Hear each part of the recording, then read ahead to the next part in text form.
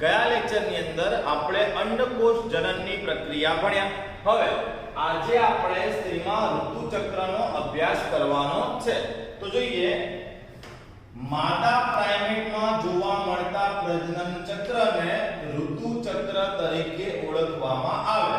એકવાર ફરીથી, માદા પ્રાઇમેટમાં જોવા મળતા પ્રજનન ચક્રને ઋતુચક્ર તરીકે ઓળખવામાં આવે. હવે પ્રાઇમેટની અંદર કોનો સમાવેશ થાય? તો વાનર, એપ્સ અને માનવ એમનો પ્રાઇમેટમાં સમાવેશ કરવામાં આવે. તો આ જે સજીવો છે તેમાં માદાની અંદર જે પ્રજનન ચક્ર જોવા મળશે તે પ્રજનન ચક્રને ઋતુચક્ર કહે છે.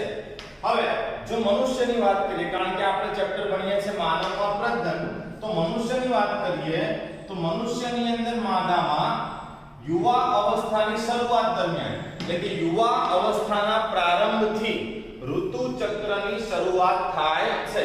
મતલબ ઋતુચક્રની શરૂઆત ક્યારે થાય? તો યૌવન આરંભે, એટલે કે યુવા અવસ્થાની શરૂઆત થતા જ ઋતુચક્રની પણ માદામાં શરૂઆત થાય. અને આ ઘટના જે છે એને રજોદર્શન તરીકે ઓળખવામાં આવે. આ ઘટનાને શું કહેવામાં આવે? રજોદર્શન. હવે એક ઋતુચક્રનો સમયગાળો સામાન્ય રીતે 28 થી 30 દિવસનો હોય. ઋતુચક્રનો સમયગાળો જે છે એ 28 થી 30 દિવસનો હોય. અને જો ઋતુચક્રની વ્યાખ્યા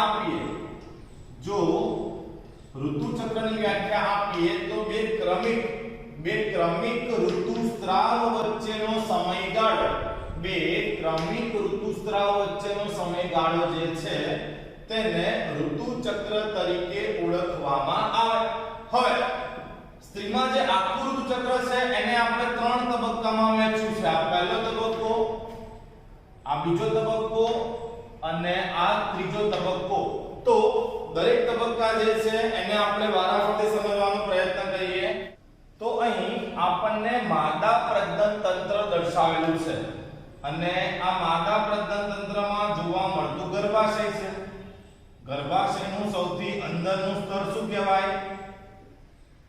તો ગર્ભાશયનું સૌથી અંદરનું સ્તર કહેવાય એન્ડોમેટ્રિયમ.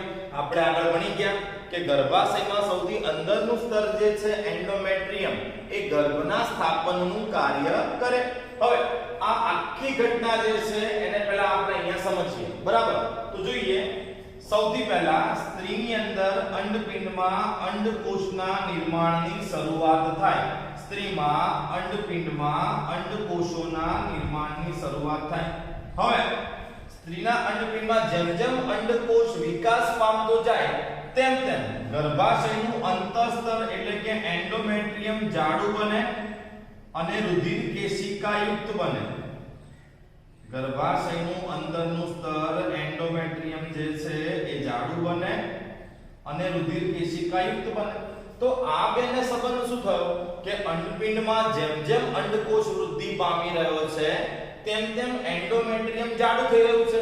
તો ઘટના એવી છે કે જો અંડપિંડમાં અંડકોષ બની રહ્યો છે તો એ અંડકોષ જે છે થોડા સમય પછી, મતલબ નિર્માણ પામી ગયા પછી એ અંડકોષ આવશે અંડવાહિનીમાં. અને જો આ સમયે ફલન થાય, મતલબ કે અંડકોષ ક્યાં આવેલો હોય? અંડવાહિનીમાં આવેલો હોય. અને જો આ સમયે ફલન થાય તો શું રચાય? ગર્ભ રચાય. જો ગર્ભ રચાશે તો એ ગર્ભ જે છે એ ક્યાં આવશે? ગર્ભાશયમાં. ગર્ભાશયની અંદર ગર્ભનું સ્થાપન કોની પાસે થવાનું છે? એન્ડોમેટ્રિયમ પાસે. તો લાંબા સમય સુધી ગર્ભને સાચવવાનો હોવાથી એન્ડોમેટ્રિયમ જે છે એ અંડકોષના નિર્માણની સાથે જ પોતાની તૈયારી પણ શરૂ કરી દેશે. એટલે થયું શું કે અંડપિંડમાં જેવો અંડકોષ ડેવલપ થવાની શરૂઆત થઈ, મતલબ કે જેવો અંડકોષનો વિકાસ થવાની શરૂઆત થઈ તેની સાથે એન્ડોમેટ્રિયમ જે છે એ કેવું બન્યું? તો એન્ડોમેટ્રિયમ જાડું બન્યું અને રુધિર કેશિકાયુક્ત બન્યું. હવે સમજો કે અંડકોષ જે છે, અંડકોષ વિકાસ પામી ગયો, અંડપતનની ક્રિયા થઈ. અંડપતન મતલબ કે અંડપિંડમાંથી અંડકોષ બહાર આવી ગયો. હવે આ અંડકોષ ક્યાં આવીને બેસશે? તો આ અંડકોષ અહીંયાથી આવશે અંડવાહિનીમાં. ક્યાં આવશે? અંડવાહિનીમાં. હવે ફલન થાય તો ગર્ભ બનશે. ગર્ભ બનશે તો કોઈ સમસ્યા છે જ નહીં. કેમ? એન્ડોમેટ્રિયમ તૈયાર થઈ ગયું છે. શેના માટે તૈયાર થઈ ગયું છે? ગર્ભના સ્થાપન માટે. પણ જો આ તબક્કે મૈથુન ક્રિયા ન થઈ, પ્રજનન ન થયું અને શુક્રકોષ અહીં સુધી ન પહોંચ્યો તો ફલન થશે નહીં. હવે જો ફલન જ નહીં થાય તો ગર્ભ પણ નહીં રચાય. હવે ગર્ભ નહીં રચાય તો ગર્ભાશય તો તૈયાર થઈને બેઠું છે. શેના માટે? ગર્ભના સ્થાપન માટે. ગર્ભાશય જાડું બની ગયું છે, રુધિર કેશિકા યુક્ત બની ગયું છે, પણ ફલન થતું નથી. હવે જો ફલન ન થાય, જો ફલનની પ્રક્રિયા ન થાય તો ગર્ભ રચાવાનો નથી. હવે ગર્ભ નહીં રચાય તો ગર્ભાશય જે છે એને તૈયારીઓ કરી ચૂક્યો છે. શેના માટે? ગર્ભના સ્થાપન માટે. પણ અહીંયા ગર્ભનું સ્થાપન થશે નહીં, જેના કારણે આ જે ગર્ભાશયની દીવાલ જાડી અને રુધિર કેશિકા યુક્ત બની હતી, આ જે દીવાલ જાડી અને રુધિર કેશિકા યુક્ત બની હતી, એ દીવાલ તૂટવાની શરૂઆત થાય. એ દીવાલ તૂટવાની શરૂઆત થાય અને રુધિર વાહિનીઓ તૂટે, દીવાલ તૂટે, રુધિર વાહિની તૂટે એટલે જે પણ રુધિરયુક્ત પ્રવાહી ઉત્પન્ન થયું એ રુધિરયુક્ત પ્રવાહી જે છે એ યોનિ માર્ગ દ્વારા નિકાલ પામે. તો ગર્ભાશયનું સૌથી અંદરનું સ્તર એન્ડોમેટ્રિયમ તૂટે. એન્ડોમેટ્રિયમ તૂટે એટલે એમાં રહેલી રુધિર કેશિકાઓ પણ તૂટે. તો રુધિરયુક્ત પ્રવાહી યોનિ માર્ગમાંથી નિકાલ પામે. આને કહેવામાં આવે માસિક સ્ત્રાવ અથવા તો ઋતુસ્ત્રાવ. હવે એકવાર આ એન્ડોમેટ્રિયમ જે છે એનું સંપૂર્ણ વિઘટન થઈ જાય, એકવાર એન્ડોમેટ્રિયમનું સંપૂર્ણ વિઘટન થઈ જાય પછી ફરીથી એન્ડોમેટ્રિયમ જે છે એ જાડું બનવા લાગે.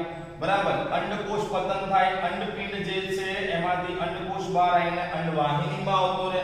જો ફલન થાય તો ગર્ભ રચાય, ફલન ન થાય તો એન્ડોમેટ્રિયમ ફરીથી તૂટી જાય, ફરીથી ઋતુસ્ત્રાવ જોવા મળે.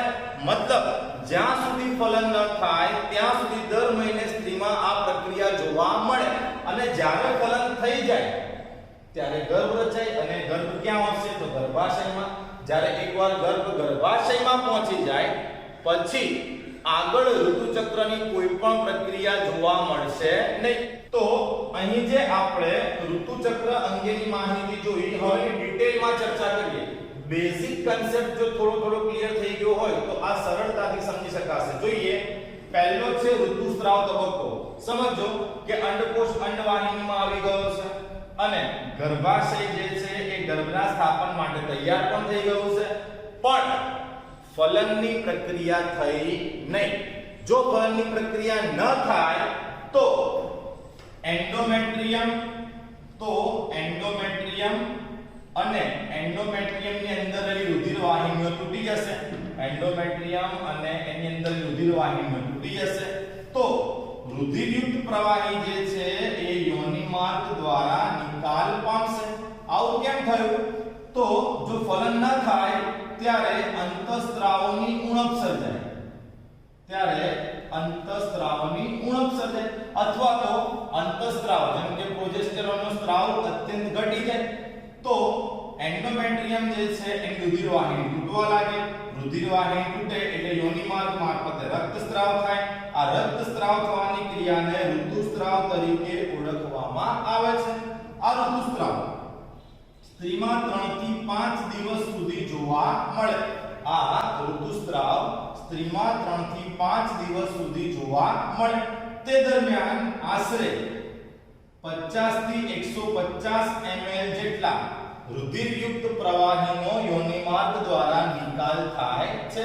આ પ્રક્રિયા 3 થી 5 દિવસ સુધી જોવા મળે. તે દરમિયાન 50 થી 150 ml જેટલા પ્રવાહીનો નિકાલ થાય છે. આ પ્રક્રિયા થવાનું કારણ શું છે?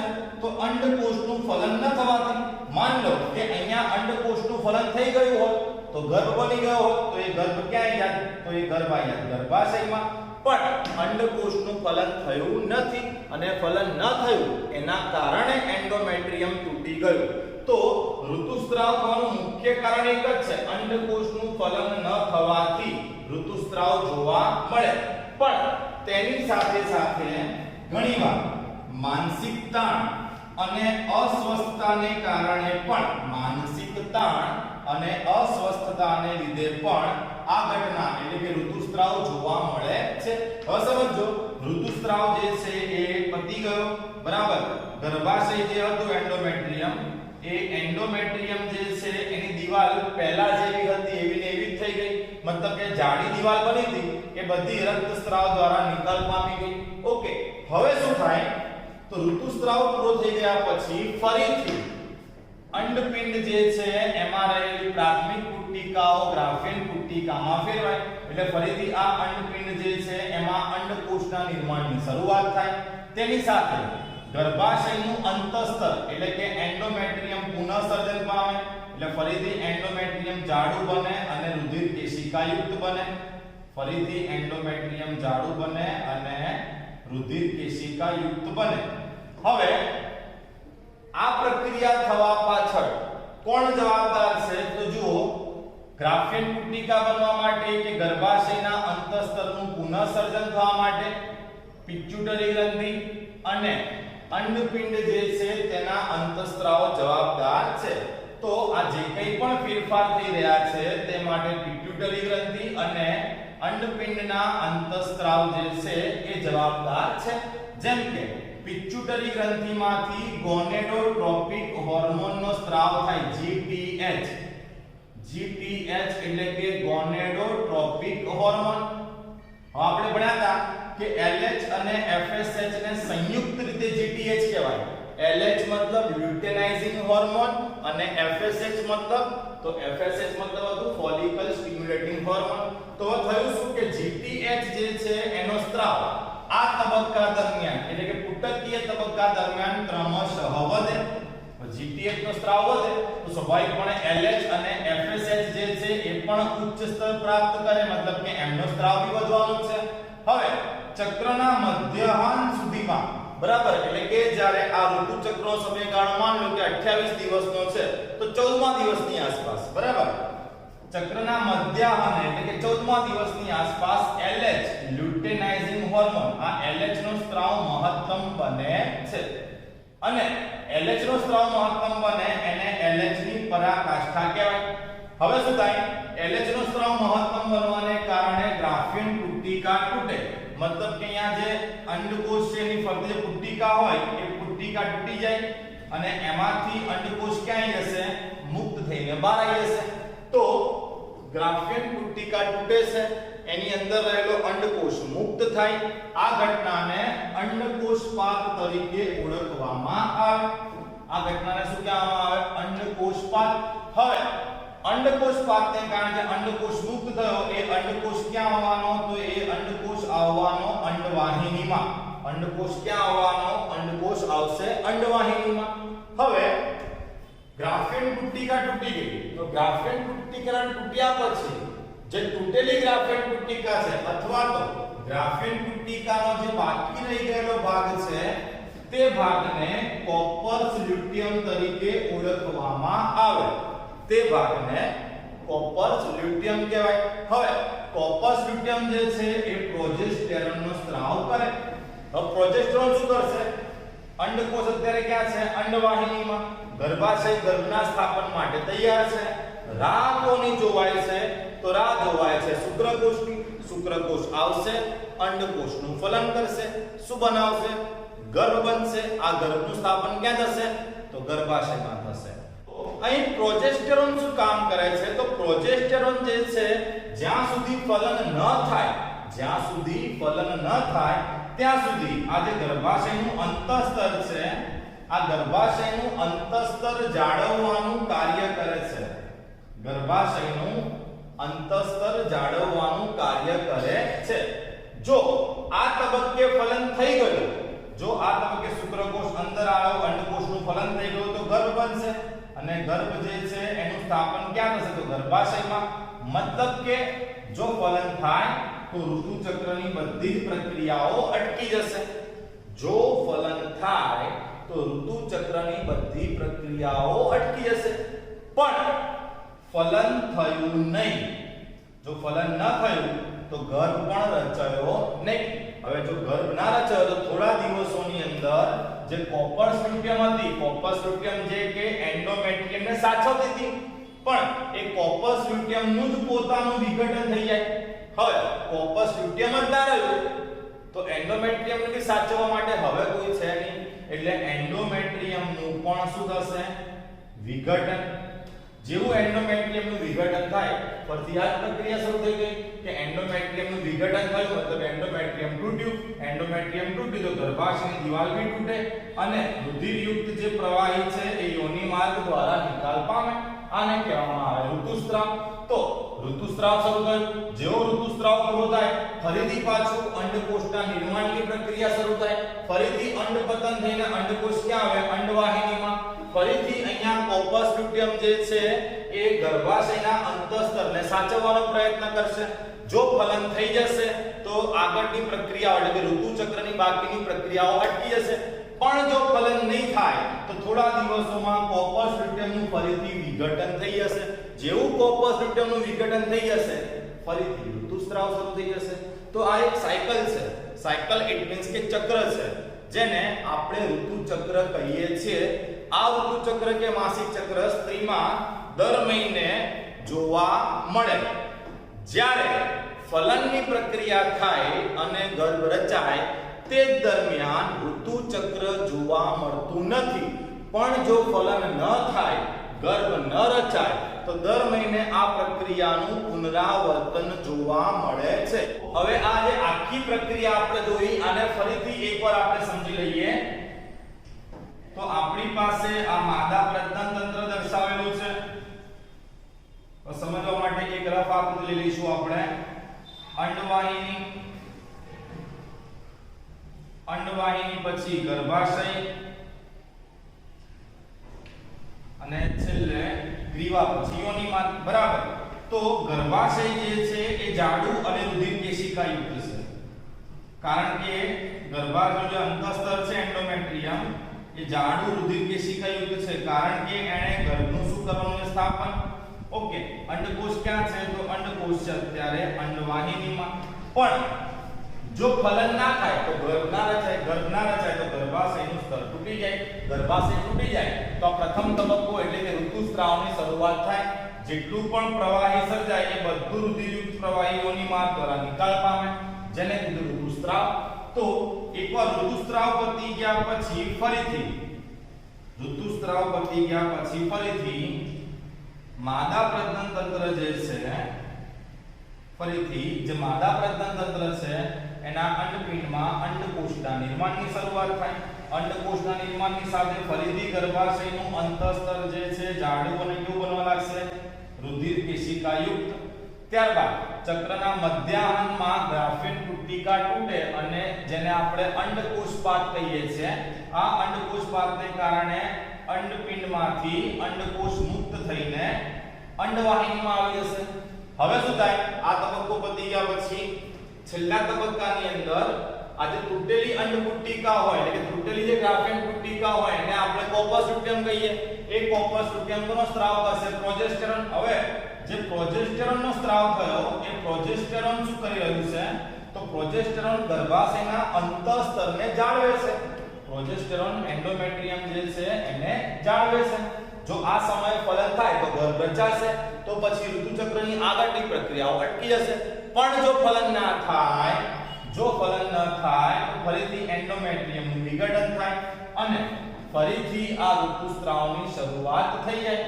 ઋતુસ્રાવ થાય, પ્રક્રિયા પૂરી થાય, ફરીથી અંડપિંડમાં અંડકોષ જનન, ગર્ભાશય તૈયાર થાય. ફરીથી ફલન ન થાય તો ફરીથી ગર્ભાશયનું એટલે કે એન્ડોમેટ્રિયમનું વિઘટન થઈ જશે. તો સ્ત્રીમાં દર મહિને આ પ્રક્રિયા જોવા મળે. ક્યાં સુધી? તો યુવા અવસ્થા દરમિયાન આ પ્રક્રિયા શરૂ થઈ. દર મહિને આ પ્રક્રિયાનું પુનરાવર્તન થઈ રહ્યું છે. 45 થી 50 વર્ષની ઉંમર દરમિયાન માસિક ચક્ર ધીરે ધીરે અનિયમિત થતું જાય અને આશરે 50 વર્ષની ઉંમરે પહોંચતા સ્ત્રીમાં માસિક ચક્ર જે છે એ બંધ થઈ જશે. તો સ્ત્રીમાં જ્યારે માસિક ચક્ર બંધ થઈ જાય તેને રજોનિવૃત્તિ અથવા તો મેનોપોઝ તરીકે ઓળખવામાં આવે. તેને રજો નિવૃત્તિ અથવા તો શું કહેવામાં આવે, મેનોપોઝ તરીકે ઓળખવામાં આવે. તો શરૂઆત જ્યારે થઈ ઋતુચક્રની તો એને આપણે રજો દર્શન કહ્યું, અને જ્યારે પૂરું થયું તો એને રજો નિવૃત્તિ કહી. આ રજો દર્શન અને રજો નિવૃત્તિ વચ્ચેનો જે સમયગાળો છે, રજો દર્શન અને રજો નિવૃત્તિ વચ્ચેનો જે સમયગાળો છે તે સ્ત્રીનો પ્રજનન કાળ કહી શકાય, કે જે દરમિયાન તે સ્ત્રી ગર્ભ ધારણ કરી શકે છે. રજો નિવૃત્તિ અવસ્થા આવી ગયા પછી સ્ત્રી ગર્ભ ધારણ કરી શકતી નથી.